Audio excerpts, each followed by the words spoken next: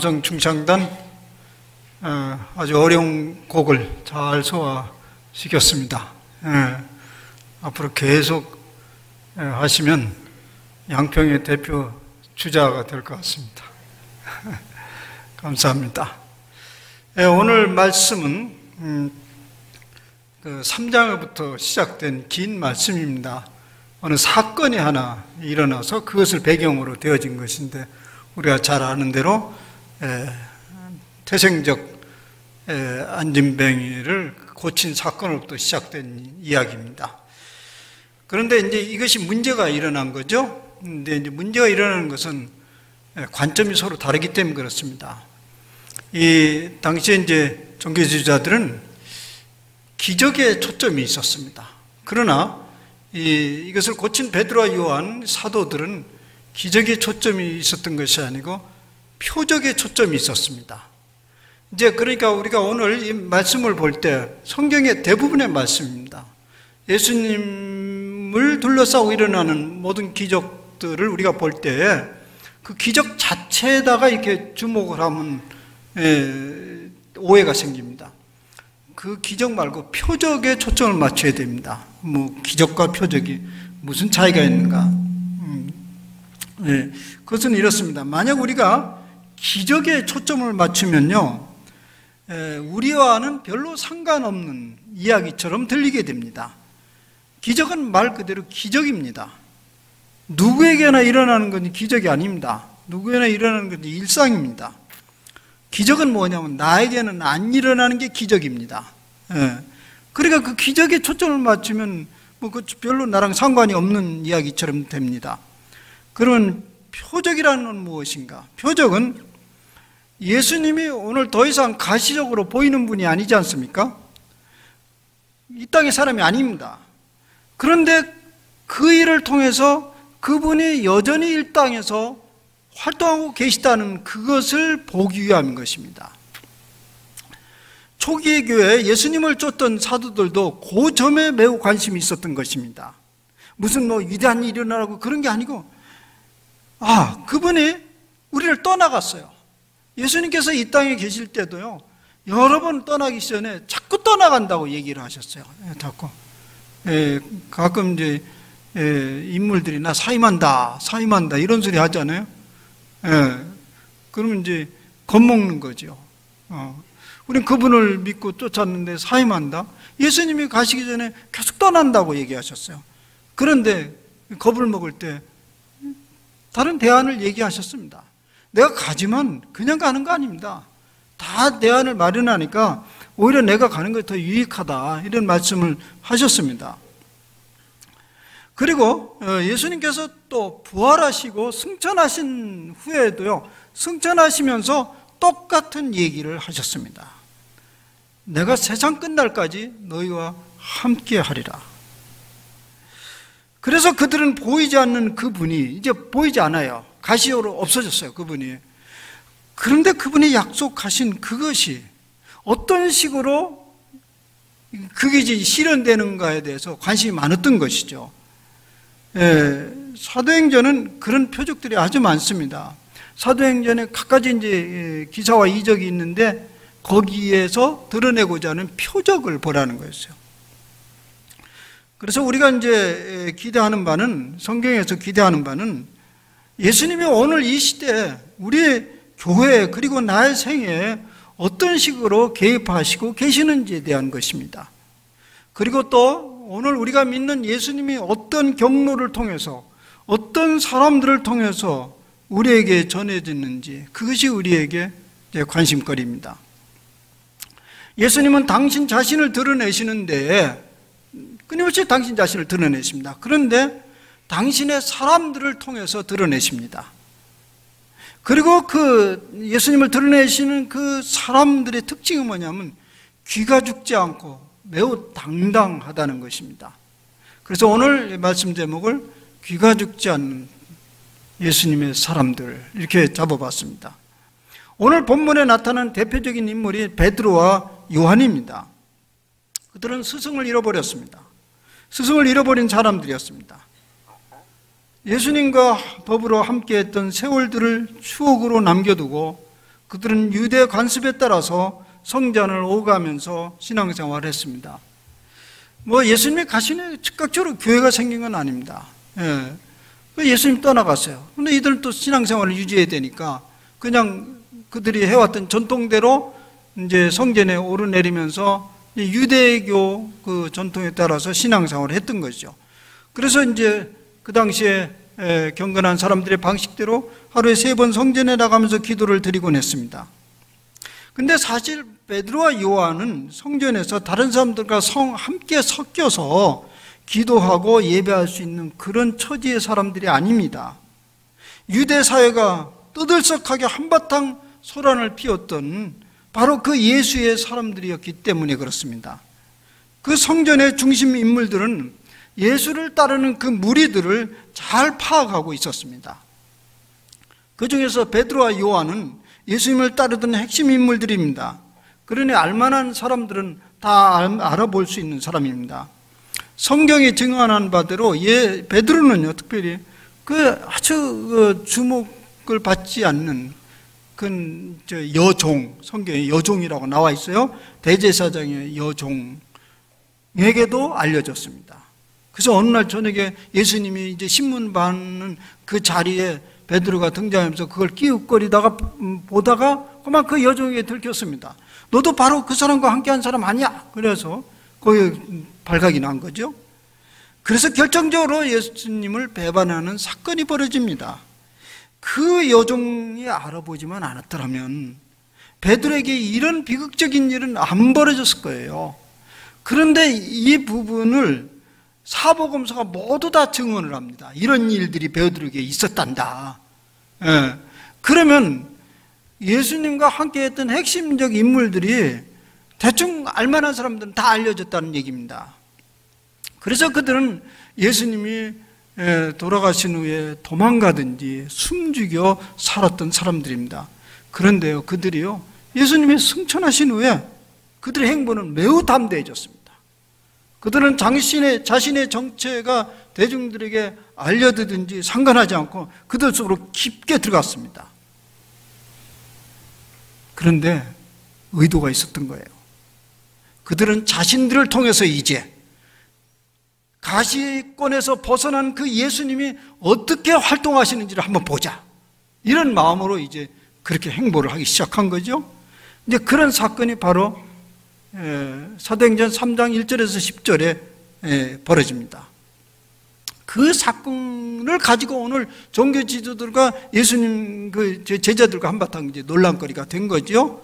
그 사건은 이렇습니다. 베드로와 요한이 오후 3시에 기도하러 올라갔습니다. 방금 말씀드린 대로 경건한 유대인들이 하루에 3번 기도를 드리는데 아침 9시, 또 정오, 그리고 오후 3시 이렇게 이제 3번 기도를 하는데 이 사건은 그 3번째 기도, 오후 3시에 드린 기도였습니다. 그건 이제 유대인들이 마지막에 드리는 제사인데요. 그걸 다 드리는 후니까 아마 적어도 5시, 저녁 시간에 이런 사건이 벌어졌어요. 그래서 사람들은 성전에서 이제 예배를 다 드리고 하루를 마무리하고 3, 3, 5 빠져나가면서 이제 누구를 만나게 되냐면 거기 평생 거린으로 이제 살고 있는 한 걷지 못하는 사람을 그 성전 밖에서 만납니다. 이제 사실 그 사람이 그 자리에 거기에 앉아 있는 것은 매우 이제 사업이 잘 되는 시점이죠. 사람들이 예배를 다 드리고 이제 한껏 은혜를 받고 나오면서 양심이 매우 몰랑몰랑해질 때 그 양심을 자극하기에 아주 좋은 시점입니다. 그래서 그 거리는 거기 앉아서 사람들을 보면서 손을 내밉니다. 아마 매번 줄 수는 없어도 그래도 몇 번 왔다 갔다 하다 한 번은 이제 줄 수밖에 없는 그런 상황에 처해진 것이죠. 태생부터 안진뱅이, 사회복지가 갖춰지지 않는 당시에 그들이 할 수 있는 유일한 직업은 바로 구걸밖에 없었을 것입니다. 그는 성전 미문에서 일생 구걸하면서 살아가는 사람이었습니다. 성경은 그가 얼마나 긴 세월인 일을 증언하기 위해서 그의 나이를 밝힙니다. 그가 40세가 되었다고 합니다. 그 긴 세월 동안 사람들의 자비로운 마음을 자극할 수 있는 때가 언제인지, 장소가 어디인지 잘 알고 있고, 그곳에 왔다 갔다 하는 사람들의 마음을 훤히 들여다보고 있었을 것입니다. 그곳에 베드로와 요한도 끼어 있었습니다. 이전에 적지 않은 세월 동안 그를 스쳐 지나갔을 것입니다.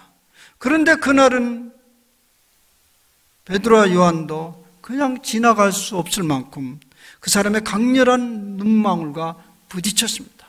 무엇인가 해줘야 된다. 그냥 지나가면 안 된다. 그런 눈망울을 읽은 것이죠. 또 그들도 이때는 그냥 무엇인가 해야 될 것이다. 그런 충동이 일어났는데요. 또 하나 다른 생각은 뭐냐면, 이 시점에 나사렛 예수 그분께서 어떻게 활동하시는지 한번 보여줄 수 있는 좋은 기회라고 생각한 것이죠. 그래서 그들은 입을 엽니다. 은과 금은 내게 없다. 그러나 내게 있는 것은 나사렛 예수 이름이다. 사도행전 1, 2장에 보면 초기 공동체 모습을 잘 그려주고 있습니다. 초기 공동체의 모습은 매우 훈훈하고 아름다운 공동체 모습을 보여주고 있습니다. 서로 나눴습니다. 물건을 통용하고 모자란 자가 없다. 그러면서 아주 아름다운 공동체를 이뤘는데요. 말하자면 그들은 금과 은을 서로 나누는 공동체를 이루었습니다. 그런데 그 거린에게 나눠줄 것은 없었습니다. 아니, 그 공동체의 우선순위는 금과 은이 아니었습니다. 그는 무엇인가? 나사렛 예수 그리스도의 이름이었습니다. 초기 공동체의 주 관심사는요, 나사렛 예수 그리스도가 이 역사 안에서 어떻게 활동하시는지를 보여주는 것이 그들의 주 관심사였습니다. 그것이 바로 교회의 사명이었고, 사도행전 기자는 그것을 세세히 증언하고 있습니다. 그것을 깊이 깨달은 베드로의 입으로부터 터져나오는 선포는 이것이었습니다. 은과 금은 내게 없으나 내게 있는 것을 내게 주노니 나사렛 예수 이름으로 일어나 걸으라. 이것이 이후에 교회를 세우는 위대한 기초가 되었고 선언이 되었습니다. 오늘 현대교회를 일컬어서 사람들은 말만 많이 하지 실천하지 않는다는 비난을 받고 있습니다. 그런데 그 실천에는 주로 뭐가 관련되어 있냐면 물질 나눔과 삶의 나눔을 말하고 있습니다. 그런데 교회가 물질을 나누면 얼마나 나누겠습니까? 초기 교회와 달리 오늘 교회를 향하는 그런 비난은 어디로부터 비롯된 것입니까? 왜 교회가 물질을 나누고 삶을 나누지 않고 말만 하느냐? 이런 비난이 어디서 비롯된 것입니까? 초기 교회와 비교해 볼 때 실제 그것을 나눔이 없는 것을 문제를 삼는 것 같지는 않습니다. 오늘 교회는 물질은 있으나 나사렛 예수의 이름은 빠져나갔기 때문이 아닌가, 그런 얘기입니다. 우리는 누구에게 무엇을 주고 싶어도 가지고 있지 않는 것은 줄 수 없습니다. 가진 것을 줄 뿐입니다. 그렇다면 교회가 나사렛 예수 그리스도도 없고 물질만 있으니 그거라도 해야 되지 않냐, 그런 얘기를 한다면 그건 비극입니다. 그런데 이것은 우리의 생각이 아니고 세상 사람들이 그렇게 생각하고 있어요. 잘 알죠? 교회 돈 많다. 왜 근데 그거라도 하지. 근데 우리는 그게 아닌데, 그거 아닌데 나사렛 예수 이름을 주는 것인데 세상 사람들 말합니다. 그것도 너희들 없지 않느냐. 그러니까 있는 돈이 있으니까 돈으로도 해야 되지 않냐, 이런 얘기입니다. 비극입니다. 더 진행해 봅시다. 40년 동안 걷지 못한 이 거리는 그래서 어떻게 되었는가? 다리와 발목에 힘을 얻어서 벌떡 일어나서 걸었습니다. 그들과 함께 성전으로 가면서 뛰기도 하고 걷기도 하며 기뻐 하나님을 찬양하였다고 했습니다. 이 사람은 한 번도 걷지 못한 사람이었습니다. 그래서 걷게 되었습니다. 또한 한 번도 성전에 들어가지도 못한 사람이었습니다. 근데 성전에 들어갔습니다. 태생적 장애자라면요, 그들의 관습에 의하면 성전에 들어갈 수 없습니다. 왜냐하면 태생적 장애자는 하나님으로부터 저주를 받은 사람이기 때문에 그런 사람들이 성전에 들어가는 것은 성전을 더럽히는 것입니다. 그래서 성전에 들어가지 못하고 늘 문 앞에서 구걸만 하게 된 사람이죠. 근데 이 순간 그가 완전히 그것부터 해방이 됐습니다. 육적으로, 정신적으로, 영적으로 완전히 회복된 상태입니다. 그것은 바로 예수님의 표적을 보여주는 것입니다. 이것은 바로 메시아적 예언이 성취된 것을 말하는 것입니다. 이사야서는 이렇게 증언하고 있습니다. 그때에 저는 자는 사슴같이 뛸 것이며 말 못하는 자의 혀는 노래하리니 이는 광야에서 물이 솟겠고 사막에서 시내가 흐를 것임이라. 메시아의 도래를 선포한 것인데 바로 베드로와 요한과 당시의 사도들은 그것을 드러내고 싶었던 것입니다. 그런데 베드로와 요한의 입장에 생각하면 이것은 매우 위험한 행동이었습니다. 나사렛 예수의 이름을 공개적으로 언급하는 자체가 위험한 일입니다. 나사렛 예수는 얼마 전에 유대 사람들을 정죄하여 사형을 당한 인물입니다. 신성 모독죄, 정치적 반역죄 등으로 공개 처형을 당했습니다. 그런데 그를 따라다녔던 인물이 공개적으로 그 이름을 오르내는 것 자체가 매우 위험한 일인데, 그런데 그 이름만 오르낼 뿐만 아니라 그 일을 행함으로 인해서 당시의 종교 지도자들을 자극했습니다. 그래서 예상했던 일이 벌어졌습니다. 기라성 같은 당시의 종교 지도자들 앞에 그들이 세워졌습니다.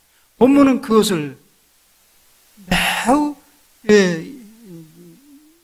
그림같이 그려주고 있습니다. 장로들과 서기관들이 예루살렘에 모였는데 대제사장 안나스와 가야바와 요한과 알렉산더와 대제사장의 문중이 다 참여하여 그들을 신문하였다. 한낱 힘없는 서민 중에 서민은 베드로와 요한을 두고 거기에 얼굴을 내밀 만한 종교지도자들은 다 모였습니다. 성경 기자가 이런 상황을 자세히 묘사한 이유는 뭐냐면요, 베드로와 요한의 의도가 지금 잘 맞아 떨어지고 있다는 것을 보여주고 있습니다.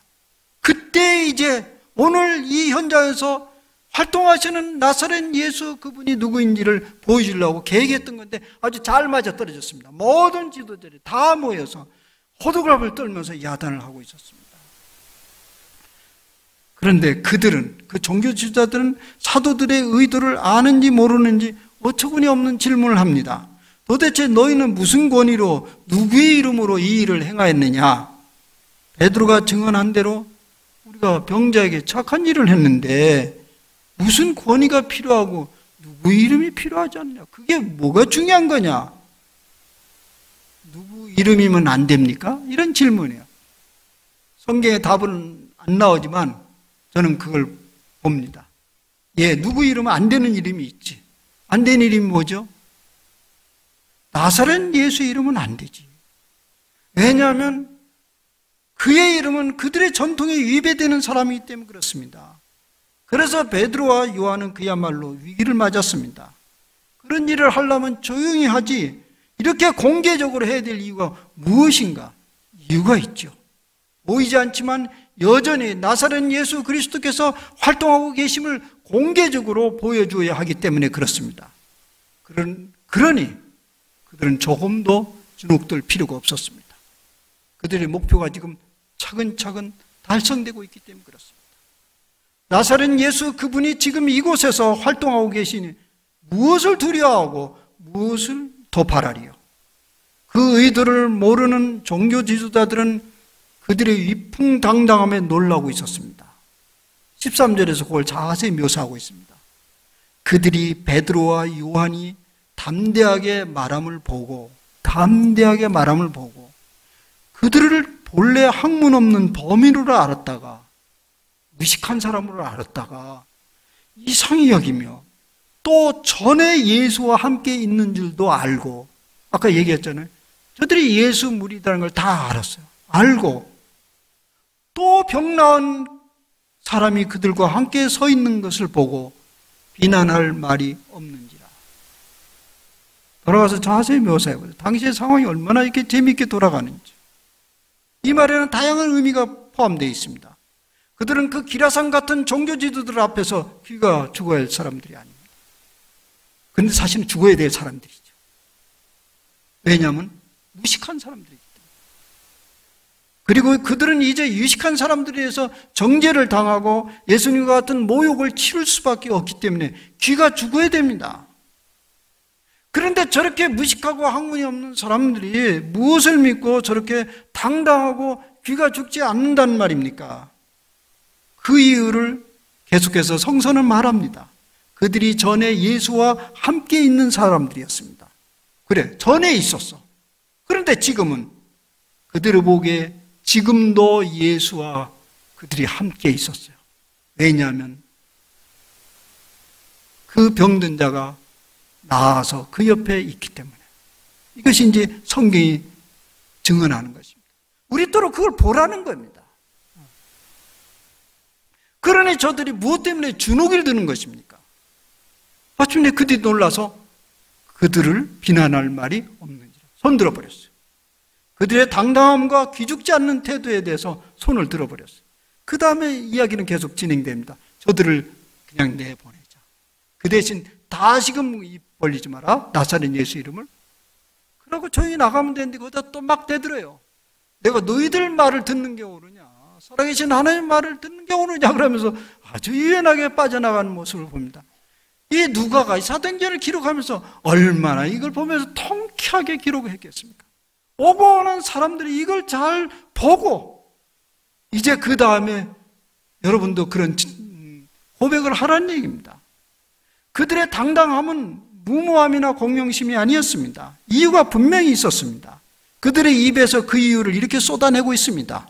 11절 12절의 말씀입니다. 이 예수는 너희 건축자들의 버린 돌로서 집 모퉁이의 머릿돌이 되었느니라. 다른 이로서는 구원을 받을 수 없나니 천하 사람들 중에 구원을 받을 만한 다른 이름을 우리에게 주신 일이 없습니다. 버린 돌이 모퉁이의 머릿돌이 되었습니다. 이것은 그들의 주장이 아니고 그들의 확신입니다. 그들의 확신은 단순한 신념이 아니고 체험이고 삶이었습니다. 그런 과정을 통해서 예수님이 오늘 우리들에게 전해졌습니다. 그래서 이들은 이와 같은 고백을 할 수밖에 없었습니다. 다른 이로서는 구원을 받을 수 없나니 천하 사람 중에 구원을 받을 만한 다른 이름을 우리에게 주신 일이 없습니다. 이 결론은 신념이 아니고 경험의 외침입니다. 이 신과 저 신의 비교적 차원에서 자신들이 만나고는 그 예수님을 전한 것이 아닙니다. 이 신과 저 신을 비교하면서 우리들이 만나고 체험한 그것을 증언한 것입니다. 왜 그 유명한 종교주의자들은 무슨 권세로 누구의 이름으로 이런 일을 했느냐고 묻습니까? 그들은 이 사건의 주인공이 아니기 때문에 그렇습니다. 그러나 베드로와 요한은 경험자였습니다. 여러분들이 이미 듣고 본 사람도 있을 수 있는 이야기를 제가 소개하겠습니다. SNS에 돌아다니는 이야기를 제가 소개합니다. 별로 그걸 좋아하지 않는데요. 제가 우연히 봤는데 꼭 저에게 또 공감이 되고 은혜가 되어서 하는 소개합니다. 이미 고인이 되신 사랑의 교회 담임 목사님이신 오카는 목사님의 증언입니다. 벌써 40년 전, 그 방송에 나온 건데요. 40년 전이니까 지금 한 50년 된 오래전 얘기예요. 근데 그분이 그때 증언하면 내가 오랜 동안 잊을 수 없는 한 성도를 소개하겠다. 그 내용입니다.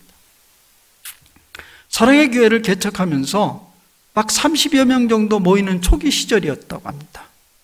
어느 날 한 낯선 여성 성도가 그 교회에 나타났습니다. 맨 뒤에 앉아서 아무 반응도 없이 고개도 쳐들지 않고 성경만 보다가 성경을 이게 눈을 내려 깔고 그냥 내내 1시간 동안 있다가 죽다고 나면 사라지고 죽다 하면 사라지고 근데 매번 이렇게 나오는 거예요. 그래서 나중에 이제 그 집을 이제 알아내고 이제 신방을 갔다고 합니다. 근데 그 교회 가까이에 집이 있었는데 굉장히 뭐 아마 거기가 이제 방배동 어디 근처예요. 그게 옛날 방배 한 40년, 50년 방배동이 그 아주 시골 낙후된 곳이죠. 근데 그 집에 보니까 아주 근사한 양옥집에 살고 있었다고 그래요.